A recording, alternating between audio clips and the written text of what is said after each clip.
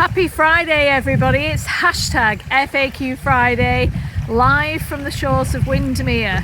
And this week I'm getting ready, I'm training ready for the Great North Swim, 1 mile that I'm completing just up the lake here. Over, there's someone swimming in the water there, but just up the lake over there from Brockhall. So if you're in the area, 12 p.m. on Sunday, I will be completing, well, I'll actually be going in for to complete a mile swim, so that's quite exciting. But this week's frequently asked question has come from a number of different operators, business owners, business managers, and also team members who are quite frankly in a very, very difficult situation. Staffing crisis has become critical, and we've got businesses closing due to staff issues, but also with the amount of customer expectations far exceeding that it's ever done, and not being patient with the organisations or businesses that are operating.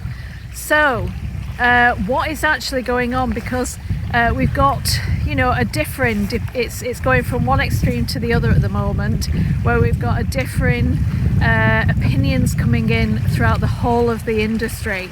And what I'm finding is business owners are obviously really frustrated, trying to get as much money in as possible. However, you've got the teams who are working flat out and trying their best to keep operational, even though they're very short-staffed. And it's become really, really difficult out there. So it's not a great atmosphere, it's not a great scenario. But what I would definitely say, if you remember from Showcase Sunday a few weeks ago, Hannah Cleesby, mental health awareness, she was on giving you top tips there. Please go and look at that, but get in touch with Hannah with regard to mental health awareness course. And you're probably saying, Alison, right now we haven't got the time, the staff to be able to do it. But if your team are in the verge of walking out, you're going to be in a worse situation.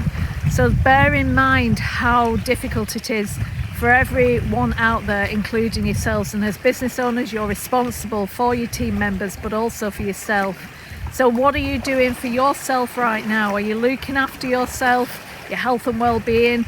Or are you in a situation where fear and anxiety has crept in and you're not focused on the main goals and objectives of the business and how to, look after your teams?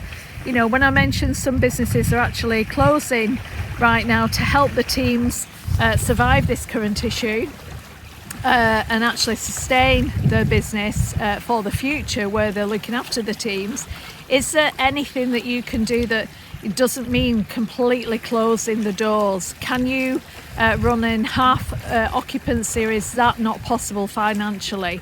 So know your numbers, know exactly what you need to be doing, but it's really important to actually communicate and not just say, having the crack with them that are here all the time. Actually ask your team, how are you? Is there anything we can do to help and support, whether you agree or disagree in how they're managing their situation? Because you've got to remember, people who've been on furlough for a number of months now are going to find it really difficult to actually get back into the operation at full steam ahead as they were prior to the pandemic. So it's really important that you address the current situation and actually communicate and speak to your team members and see how you can help and support them, but work as a team, rather than against each other. Work as a team, help and support, and get everybody trained up in all areas so that it becomes easier to fill in and manage.